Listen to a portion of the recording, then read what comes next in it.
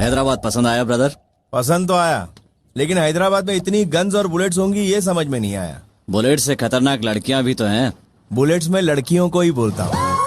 बीवी से दरमियाना डरते हैं या डरना छोड़ दिया है? जो आदमी बीवी से नहीं डरे वो इंसान नहीं है।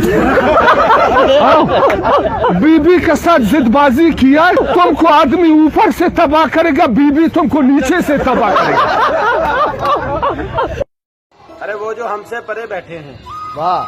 वो जो उनसे भी परे बैठे हैं, वाह वाह वो क्या समझ बैठे हैं कि हम उन पे मरे बैठे हैं? वाह वाह वाह अरे हम तो उन पे मरे बैठे हैं जो उनसे भी परे बैठे हैं। वाह वाह वाह। कलहा में कुछ छोड़ गई मेरी जाल निराह दी यारों मेरे नाल मेरे ता रोंदे पहन बाल रंग पर जा दे वो पता मैं रुलवे सा। रमजान मुबारक आपको। वाह खुदा, लोग खूबसूरत चीजों को गंदी नजरों से बचाने के लिए काला टीका लगाते हैं, पर यहां तो खूबसूरती ने खुद काला पहन लिया है।